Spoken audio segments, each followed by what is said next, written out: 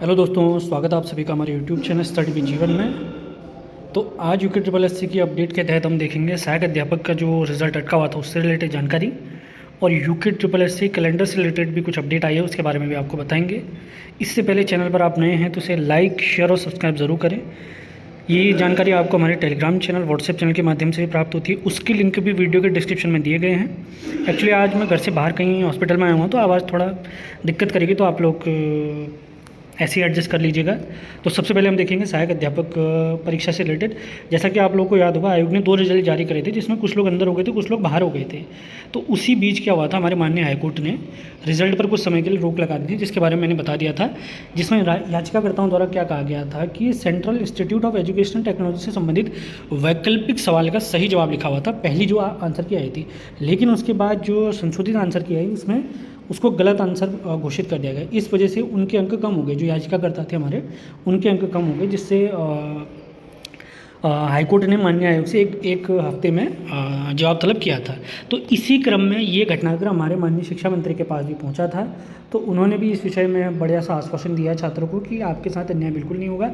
तो उन्हीं से रिलेटेड, उन्हीं के शब्दों में उन्होंने क्या कहा था उसको देख लेते हैं। तो उसी से रिलेटेड ये इंपॉर्टेंट खबर है। मैं भगवान से प्रार्थना करता हूँ कि बहुत जल्दी आप लोग का रिजल्ट जारी हो जाए। तो प्रदेश के सरकारी स्कूलों में शिक्षक बनने का सपना देख रहे 1317 चयनित सहायक अध्यापकों को जल्द नियुक्ति का शिक्षा मंत्री डॉक्टर धन सिंह रावत जी ने आश्वासन दिया है, क्योंकि कोर्ट की इसकी जानकारी उन्हें भी प्राप्त हो चुकी है। तो वो भी इस विषय में अब अपना हस्तक्षेप करना स्टार्ट कर चुके हैं। तो सोमवार को चयनित अभ्यर्थियों के प्रतिनिधिमंडल ने डॉक्टर जो हमारे शिक्षा मंत्री जी डॉक्टर धन सिंह रावत जी उनसे भेंट की। तो मंत्री जी ने आश्वासन दिया है कि जल्द ही चयनित अभ्यर्थियों को नियुक्ति पत्र प्रदान किए जाएंगे। मैं भगवान से प्रार्थना करता हूँ बहुत जल्दी आप लोग को आपकी मेहनत का फल प्राप्त हो, और किसी भी एक छात्र के साथ भी अन्याय बिल्कुल ना हो। इसके अलावा कोई लेटेस्ट अपडेट हमें प्राप्त होती है तो उसकी जानकारी भी आपको हमारे चैनल स्टडी विद जीवन पर ही प्राप्त होगी। अब बात करते हैं UK triple S C calendar के बारे में। जैसा कि आप सभी को पता है, आगामी जो भर्ती हमारी आने वाली है, पटवारी, लेखपाल, वीडियो, वीपीडीओ, इसके अलावा सींचपाल और फॉरेस्ट गार्ड।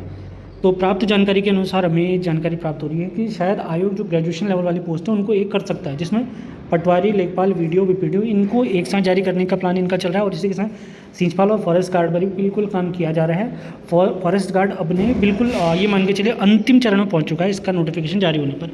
तो इसी क्रम में हमारे पिथौरागढ़ से यूके ट्रिपल एस सी हमारे जो बेरोजगार संघ के अध्यक्ष हैं पिथौरागढ़ से, तो उन्होंने आयोग से मांग की है कि वो जल्द से जल्द कैलेंडर जारी करें। तो जैसे ही आयोग के अध्याचन की अगर हम बात करें तो पटवारी के काफ़ी अध्याचन आयोग को प्राप्त हो चुके हैं।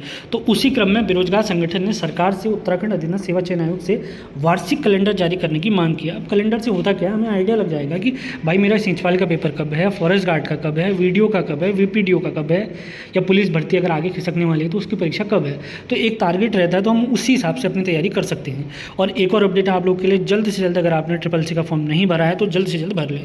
तो सोमवार को संगठन के अध्यक्ष, जो पिथौरागढ़ से अध्यक्ष हैं, हिमांशु जोशी जी ने डीएम के माध्यम से मुख्यमंत्री को ज्ञापन भेजकर कहा है कि अब यूके ट्रिपल एस सी ने वार्षिक कैलेंडर अभी तक जारी नहीं किया है। करना चाहिए, बिल्कुल करना चाहिए। तो अब बताइए, अब हमारे सामने कोई लक्ष्य है नहीं, मैं किस तरफ जाऊँगा, मैं अपना मार्ग प्रशस्त कैसे कर पाऊँगा अपनी तैयारी की तरफ। तो हमारी भी ये डिमांड है, आयोग जल्द से जल्दी इस विषय में कोई ना कोई घोषणा पत्र जल्दी जारी करे। कहा गया कि अगर वार्षिक कैलेंडर जारी होगा तो प्रतियोगी परीक्षाओं की तैयारी करने वाले छात्र छात्राओं को ऑब्वियस बात है मदद मिलेगी। मैं किस हिसाब से तैयारी करूं, किस हिसाब से प्रैक्टिस बैच ज्वाइन करूं या प्रैक्टिस सेट लगाऊं, कौन सी किताबें पढ़ूं, तो इस हिसाब से मेरे हिसाब से ये बहुत आवश्यक हो जाता है कि आयोग द्वारा एक कैलेंडर जारी किया जाए, वार्षिक कैलेंडर जारी किया जाए कि हाँ भैया इस बार अप्रैल से अगले अप्रैल तक हमारी ये परीक्षाएँ होने वाली हैं। तो मैं भी आयोग से निवेदन करूंगा, विनम्र निवेदन करूंगा कि आयोग इस विषय पर काम करे। तो इसी के साथ आज के सेशन हम समाप्त करते हैं। आज एक्चुअली मैं सुशीला तिवारी हॉस्पिटल में आया हुआ हूँ, तो आवाज़ थोड़ा आप लोग को ऐसी आ रही होगी। अब एक आध दिन में जब घर पहुँचेंगे तो अच्छे से वीडियो आपको प्राप्त होंगे। तो मिलते हैं अगले वीडियो में। सेशन पसंद आ रहे हैं तो इसे लाइक, शेयर और सब्सक्राइब ज़रूर करें। धन्यवाद।